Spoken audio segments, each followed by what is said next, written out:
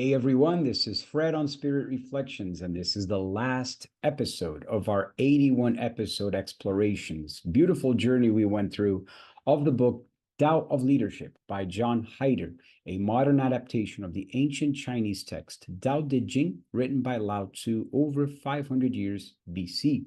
Today's chapter is the last one, 81, or verse 81. I'd love to hear from you after we finish what you think of these teachings. Let me know in the comments below. If you have any suggestions for other books we can study here, I'd love to hear from you. And at the end of this specific video, in the description, there is going to be a list of bibliography, other books about Tao Te Ching from scholars, philosophers, and other writers that have examined this beautiful book on a deeper level. And I'm going to leave those recommendations here. So, chapter 81. The last one, entitled The Reward. It is more important to tell the simple, blunt truth than it is to say things that sound good. The group is not a contest of eloquence. It is more important to act in behalf of everyone than it is to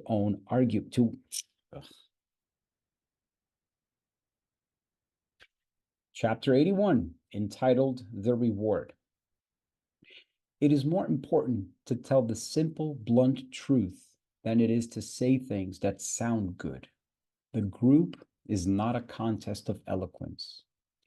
It is more important to act in behalf of everyone than it is to win arguments. The group is not a debating society. It is more important to react wisely to what is happening than it is to be able to explain everything in terms of certain theories. The group is not a final examination for a college course. The wise leader is not collecting a string of successes. The leader is helping others to find their own success. There is plenty to go around. Sharing success with others is very successful. The single principle behind all creation teaches us that true benefit blesses everyone and diminishes no one. The wise leader knows that the reward for doing the work arises naturally out of the work. And here's the list of bibliography, which I'll share in the description below. The invitation here is for authenticity of our essence, maintaining a transparent, almost no filter poise to ourselves and to the world, speaking truly from our heart and simply, as opposed to complicating it, adding ornaments and sophisticated things that many times come from our insecurity, fear of lack, of not being good enough, of not belonging, etc., etc. All of these traps that we fall from our ego.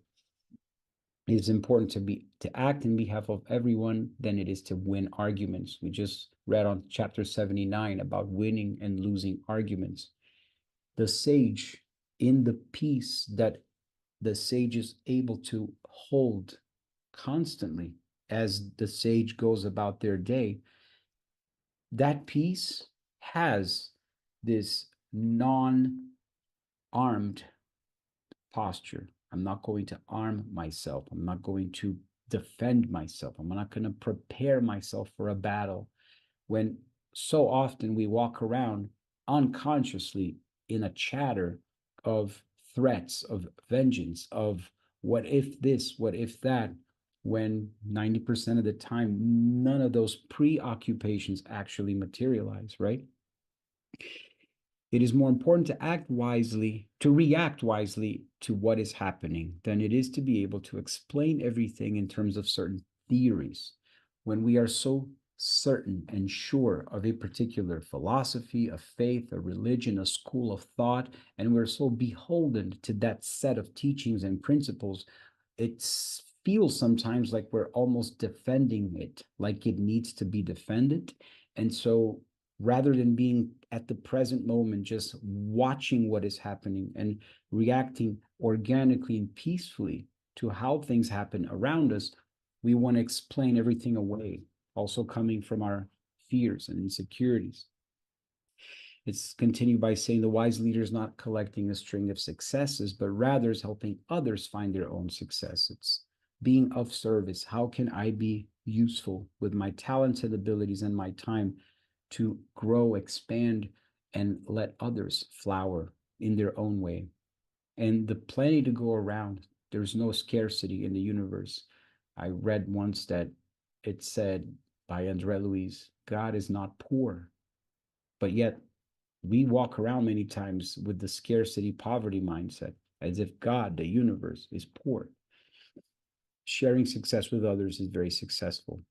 Single principle behind all creation teaches us that true benefit blesses everyone and diminishes no one. So my success, my light shining, in no way outshines or diminishes other people's.